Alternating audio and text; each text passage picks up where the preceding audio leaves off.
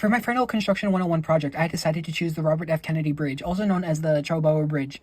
The construction had started in 1929. It was completed at around July 11th, 1936. Background on the bridge is that it started as a result of 3 smaller bridges that were soon incorporated into providing a filtration system to traffic. It was one of the most ambitious infrastructure projects of its time. The project had been overseen by the urban planner Robert Moses. The bridge had consisted of 3 main spans over the East River, Harlem River, and the Bronx Kill, linking Manhattan's East Harlem, the Bronx, Port Maurice, and Queen Astoria's neighborhoods.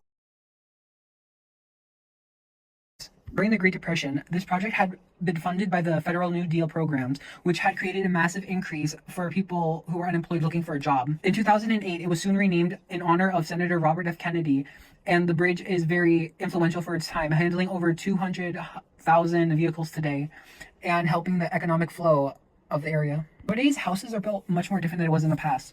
As you can see, modern houses are usually built with materials such as wood, steel, concrete, synthetic insulation that derive most of its strength from the capacity of the way it's built. Project usually starts. We start by adding a concrete foundation and building off of it by making sure it's structurally sound and making sure it has the proper support, just to make sure that all the components are functioning properly. Unlike the easier tones that we have nowadays, building houses in the 1700s was severely more difficult, as the only local materials you would have would be wood, stone, and handmade bricks, which would be very costly and take up to hours to complete. It was much more difficult to gather glass material to create windows. Because of this issue, most houses had small square panes as replacement for modern day large windows. So for the process of the bridge, we have many examples of the structural forces that were used. The bridge perfectly encapsulates all of these forces by including the fact that the compression of it is that it has massive concrete piers, those similar to the Harlem River span, and it bears the bridge's weight putting down onto the riverbed.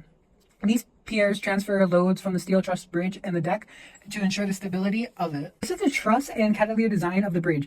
Due to the daily weight of the cars constantly driving over it, it doesn't seem to bend as much. The design process that were used to construct the bridge was that it was a combination between the cantilever and the truss bridge of engineering. The construction of the bridge involved extensive use of false work, using timber and steel scaffolding to support the piers and the towers during construction. Trusses and gandies were used to set up to hold the steel bridge deck and the truss sections in place while they were assembled and revitalized. Seeing as it took place in the early 1930s, the most common use of transportation for construction during the time were large heavy trucks and large cranes to be able to sustain and carry the steel beams and trusses into place. So if we took the standardized bridge and transferred it to the 1700s, this would have been a much shorter and simpler bridge relying on stone and wood. The steel wouldn't have been available during the time, so it must have been much harder to construct the bridge. To the time change, it would have mostly been for the materials to be transferred by horse-drawn carriages or carried by hand. Although the bridge is very successful, it had been influenced by past failures from other bridges that weren't sustainable enough. The Brooklyn Bridge is an example of this because due to its earlier stampede incident, it is very important to put in place crowd control, structural monitoring, and public communication to make sure